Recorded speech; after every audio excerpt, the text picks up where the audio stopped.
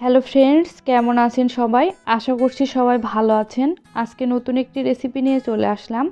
আজকের রেসিপিতে থাকছে পুডিং। আমি আজকে একটি ডিম এবং বিস্কুট দিয়ে এই পুডিংটা তৈরি করব। আশা করছি আপনাদের অনেক ভালো লাগবে।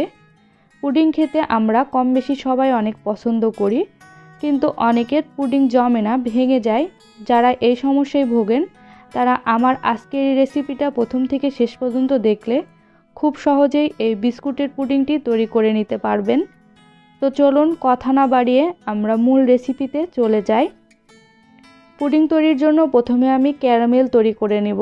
এর জন্য চুলায় একটি প্যান বসিয়ে দিয়েছি। দিয়ে দিলাম 1/3 কাপ চিনি।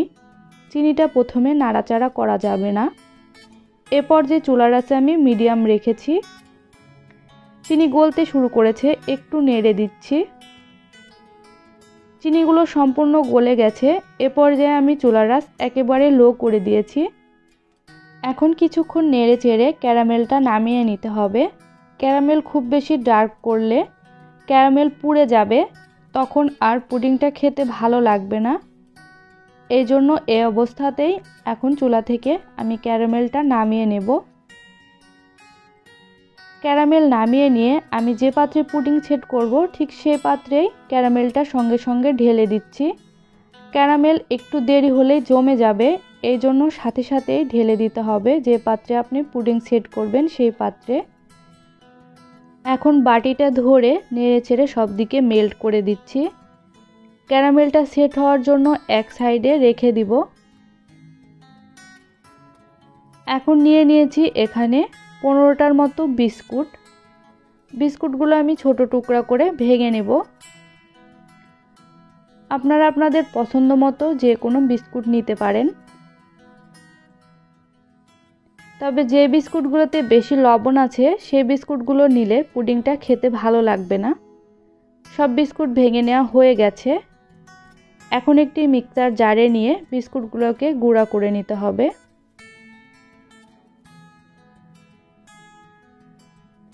বিস্কুটগুলো খুব ভালোভাবে গুঁড়া করে নিয়ে এসেছি। দেখুন এরকম হয়েছে। এখন এটাকে এক সাইডে রেখে দেব। এখন নিয়ে নিচ্ছি একটা ডিম। এখন দিয়ে দিচ্ছি 1/3 কাপ চিনি। চিনিটা আপনারা আপনাদের পছন্দ মতো দিয়ে দিবেন, যে যেমন মিষ্টি খাবেন সে অনুযায়ী। এখন ডিম এবং চিনিটাকে খুব ভালোভাবে ফেটিয়ে নিতে হবে।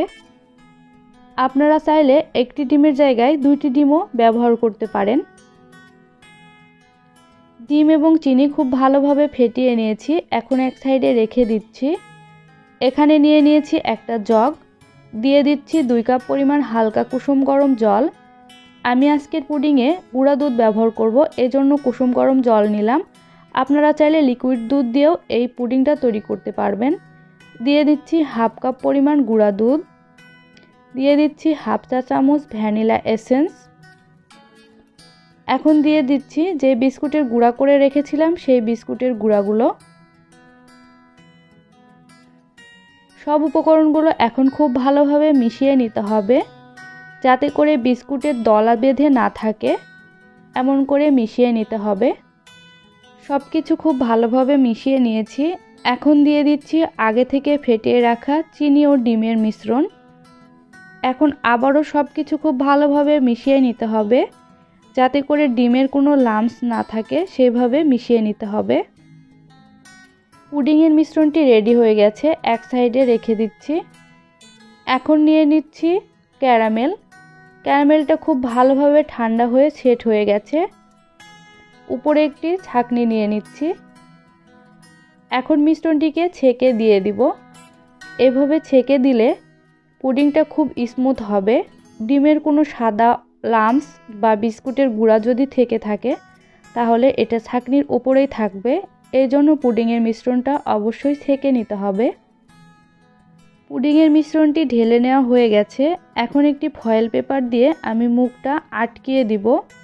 আপনাদের কাছে যদি এই বাটির ঢাকনা থাকে তাহলে ঢাকনা দিয়ে ঢেকে পুডিংটা তৈরি করে নিতে পারবেন। আমার এই বাটির ঢাকনা নেই, এই জন্য আমি ফয়েল পেপার দিয়ে আটকিয়ে নিচ্ছি, যাতে করে ভাপ দেওয়ার সময় আর উপরে জল উঠে আসবে না। পুডিংটা আমি চুলায় তৈরি করব, এজন্য চুলায় একটি পাত্র বসিয়ে দিয়েছি। এখন একটি কিচেন টিস্যু বিছিয়ে নিচ্ছি। আপনারা চাইলে পাতলা কাপড়ও বিছিয়ে নিতে পারেন, তাতে করে পুডিংয়ের বাটিটা আর নড়াচড়া করবে না। আমি যে কাচের বাটিটা নিয়েছি সে বাটিটা হিট প্রুফ। আপনারা কখনোই পাতলা কাচের বাটি দিয়ে এই পুডিংটা তৈরি করতে যাবেন না, তাহলে বাটিটা ফেটে যাবে। এখন দিয়ে দিচ্ছি 2 কাপ গরম জল। খুব বেশি জল দেওয়ার প্রয়োজন নেই। এখন পুডিংয়ের বাটিটা বসিয়ে দিচ্ছি। পাত্রটা বসিয়ে দিয়ে একটা ঢাকনা দিয়ে ঢেকে দিতে হবে। ঢেকে এইভাবে লো টু মিডিয়াম হিটে 30 থেকে 35 মিনিটের মতো ভাপ দিতে হবে। ঢাকনায় যদি কোনো ছিদ্র থাকে তাহলে সেটা বন্ধ করে দিতে হবে।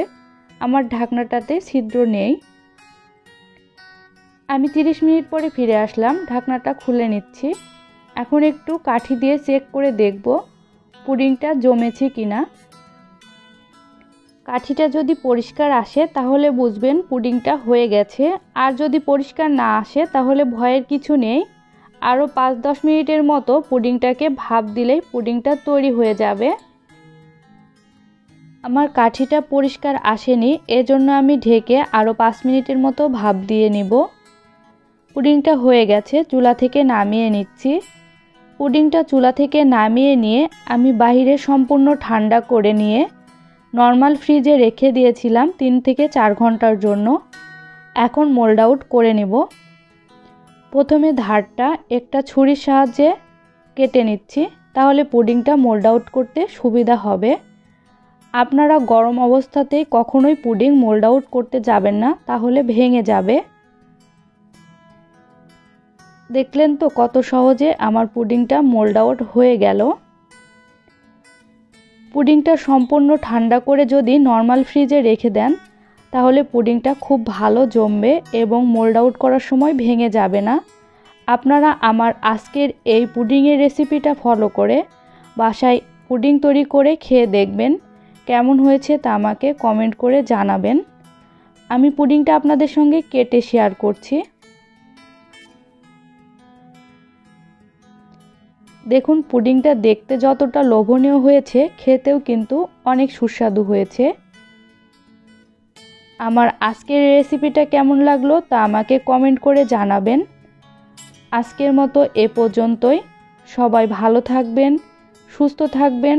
দেখা হবে পরবর্তী ভিডিওতে।